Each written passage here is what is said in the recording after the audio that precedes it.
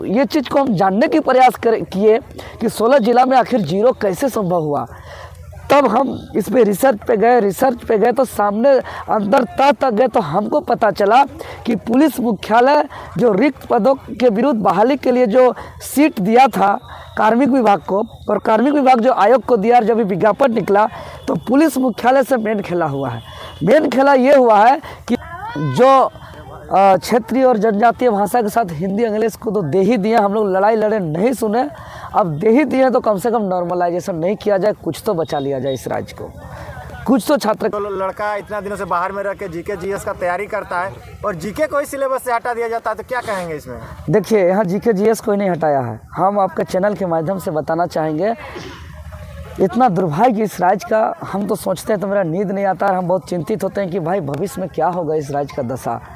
JPSC में reservation ख़त्म कर दिया है, ख़त्म कर दिया गया है। अगर आप कोई आरक्षित वर्ग से दावा करते हैं तो आपको अनारक्षित में आपका रिजल्ट नहीं दिया जाएगा। यह बहुत बड़ा दुर्भाग्य है। राज्य धुआं हो जाएगा आने वाले दिनों पे, पूरा खोखला हो जाएगा। जब दुर्भाग्य, ये राज्य की सरकार कैसा अंधा बहरा गूंगा है समझ में नहीं आता है। हम लोग इतना बार बार कर रहे हैं कि हम लोग का एक राय मान जाएगा तो यहाँ बहुत अच्छा से राज्य चलेगा, एक राय बन जाए। लेकिन अगर यह सरकार का वादा था कि पहला साल हम ओबीसी रिजर्वेशन को 27% करेंगे, तो अगर 27% रिजर्वेशन को करने के बाद विज्ञापन निकालता है तो हम दावे के साथ कह रहे हैं कि 16 जिला में जो 0 सीट जो दिख रहा है ओबीसी का, वहाँ प्रत्येक जिला पर जो है कि सीट बाकी वर्ग का जितना भी है उससे ज़्यादा आएगा। चूँकि सबसे ज़्यादा ये तमाम चीज़ों को नहीं सुधारती है। जेपीएससी का रिजर्वेशन की बात करें या तो हमारे को झारखंड जीके की बात करें या जो नॉर्मलाइजेशन के बारे जो बताया, या ओबीसी को सीट अलॉटमेंट की बात करें, ये तमाम चीज़ों पे सुधार नहीं होता है। तो हम लोग इसका पूरा काला चिट्ठा गांव-गांव तक लेके जाएंगे और 2024 में जेबीकेएस का सरकार बना करके अपना हाथों से नीति बनाएंगे। झारखंड का सिलेबस को 2 गुना बढ़ाएंगे, क्षेत्रीय जनजातीय भाषा के साथ कोई भाषा को नहीं रखेंगे, और यहाँ का रिजर्वेशन को जिसका जितना आबादी है जाति के अनुसार जनगणना करा करके जिसका जितना आबादी उसका उतना हिस्सेदारी तय करेंगे, और यहाँ खतियान को परिभाषित करेंगे, चाहे वो स्थानीय की बात करें चाहे, और तमाम मजदूर के लिए जो भी यहाँ पॉलिसी बना हुआ है उसके अनुसार काम करके अपने कलम से करेंगे। और उस दिन आत्मसंतुष्टि होगा और उस दिन झारखंड बनने का उद्देश्य पूरा होगा, झारखंड गठन का उद्देश्य पूरा होगा, शहीदों को भी आत्मा का शांति मिलेगा, शहीदों का भी सपना पूरा होगा, आंदोलनकारियों का भी अरमान पूरा होगा। यही इस जीवन का हम लोग का आखिरी ख्वाहिश है। देखिए, आज बाल भी बढ़ा है तो ये एक कारण है कि भाई नियोजन नीति, इतना ऐतिहासिक आंदोलन अलग झारखंड के बाद पहली बार लगातार 2 बार बंद हुआ, पूरे झारखंड प्रदेश में इसका असर हुआ। उसके बाद हम लोग 72 विधायक को लिखित समर्थन लिए, मुख्यमंत्री घेराव, विधानसभा घेराव सब किए, लेकिन आखिर नीति क्यों नहीं बना? तब जब हम लोग और दादा, अभी झारखंड में झारखंड पुलिस का वैकेंसी आया हुआ है, जिसमें झारखंड में लगभग 44% जो है ओबीसी का यहाँ पर निवास करती है। झारखंड में ओबीसी जाति, उसको जो है 16 जिला में ओबीसी को जो है झारखंड पुलिस में पूरा 0 कर दिया गया है आरक्षण को। इस पर क्या बोलिएगा? जी, आपका कहना सही है, क्योंकि बहुत लंबी समय के बाद झारखंड पुलिस का जिला पुलिस का बहाली निकला है, और जब उसमें रोस्टर जब जारी किया गया, सीट जब जारी किया गया, उसमें 16 जिला में ओबीसी वर्ग का 0 कर दिया गया है। यह इसका अंदेशा हम लोग को पूर्व ही था, क्योंकि एक पिछड़ा वर्ग को देखा जाए तो इस राज्य की बात करें या पूरे देश की बात करें, उसके साथ हक अधिकार के मामले पर बहुत ही अन्याय किया जा रहा है। क्योंकि अगर देश की बात करें तो हमारा ओबीसी वर्ग का भाइयों का जनसंख्या लगभग 65% है, और 65% को जब मंडल कमीशन के माध्यम से जब अनुशंसा किया गया था तो जो उस समय 54% रिजर्वेशन का अनुशंसा किया गया था, और वो भी मतलब कि जब इसको विधेयक को लाया गया, उस विधेयक को पास होने में पहली बार तो 10 साल लग गया। कई कमेटी बना, कई चर्चा हुआ, कोई परिचर्चा हुआ, उसके बाद अंततः 27% मिला, और 27% मिला वो भी उसका हाफ मिल गया जितना उसका अनुशंसा किया गया था। तो यह 52% 54% का विधेयक पे जो है कि सीधा 27% दिया जा रहा है, और जब झारखंड अलग राज्य हुआ तो 27% को भी 14% कर दिया गया।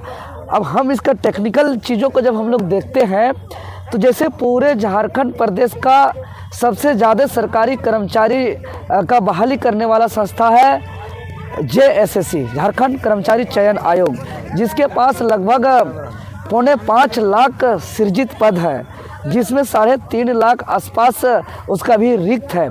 तो जब 4.25 लाख सृजित पद है तो जब हम लोग रोस्टर को समझते हैं तो 4.25 लाख सीटों को सबसे पहला बात कि उनको जिसका जिस कैटेगरी का उसको बांटा जाता है।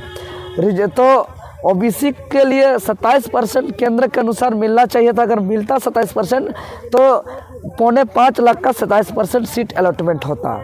उसी प्रकार अभी हाल में जो EWS को 10% दिया गया उसके लिए 4.25 लाख का 10%, उसी प्रकार ST के लिए बात करें तो 26% और SC के लिए बात करें तो 10%।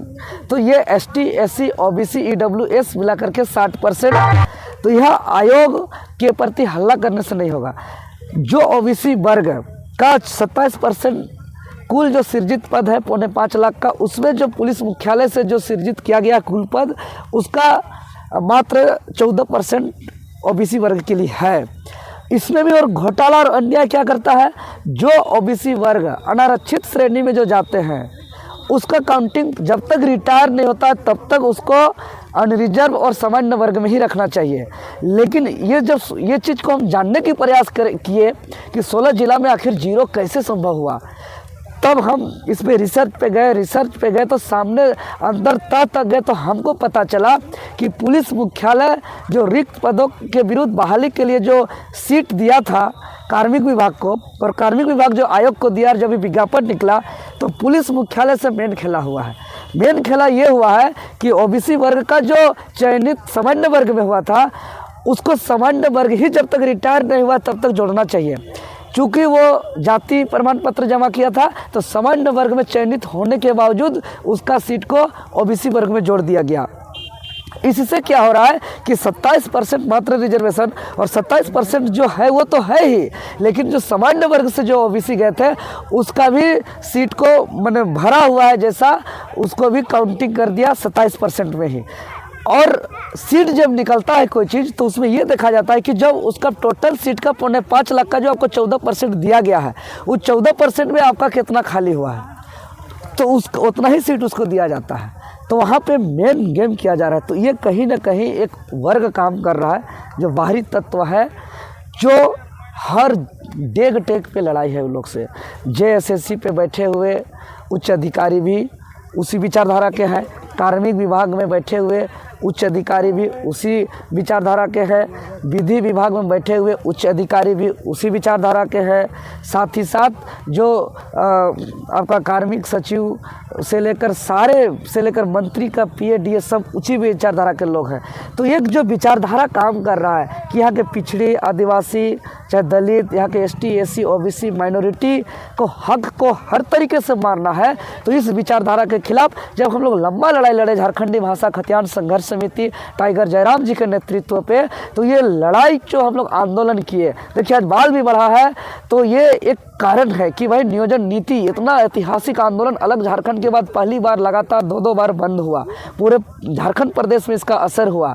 उसके बाद हम लोग 72 विधायक को लिखित समर्थन लिए, मुख्यमंत्री घेराव, विधानसभा घेराव सब किए, लेकिन आखिर नीति क्यों नहीं बना। तब जब हम लोग और तह में गए तब जो 32 लीगल एडवाइजरी कमेटी होता है वहाँ पाते हैं कि 32 में 30 बाहरी है, 2 मात्र झारखंडी है, जयंत टप्पो और एक लक्ष्मी मुर्मू। विधि सचिव बाहर के, कार्मिक सचिव बाहर के, आपका गृह सचिव बाहर के। तो ये जब सारे लोग बाहर के होते हैं तो हम लोग नीचे कितनों छटपटाते हैं, कितनों लाठी खाते हैं, कितनों डंडा खाते हैं, कितनों आंदोलन करते हैं, कितनों लोग सड़क पर उतरते हैं, लाखों लाख सड़क पर उतरते हैं, ऐतिहासिक सफल बनाते हैं आंदोलन को, लेकिन असर नहीं दिखता है। तो इसीलिए सिस्टम को सुधारने के लिए झारखंडी भाषा खतियान संघर्ष समिति 2024 में चुनाव लड़ने जा रही है। दादा, JSSC लगातार छात्रों के हित में आंदोलन कर रही है और कहीं ना कहीं छात्रों के साथ अन्याय हुआ है। जो OBC का पूरा 16 जिलों में जीरो जो रखा गया है, तो आगे क्या करेगी जेएसएसयू? देखिए, जो JBKSS का छात्र wing JSSU Jharkhand state student union है, चूँकि झारखंड के हर छात्र का हर हक अधिकार के लिए, चाहे वो नियोजन नीति की बात करें या नौकरी की बात करें, रोजगार की बात करें, आंदोलन किया है। तो यहाँ पे जो हम लोग विचार विमर्श किए, उससे जो समझ में आता है सीधे विज्ञापन को ही रद्द कर देना चाहिए और शुरू से सीट रोस्टर का आपका जो है कि क्रिएट किया जाना चाहिए। इसके लिए हम लोग आंदोलन का तैयारी कर रहे हैं।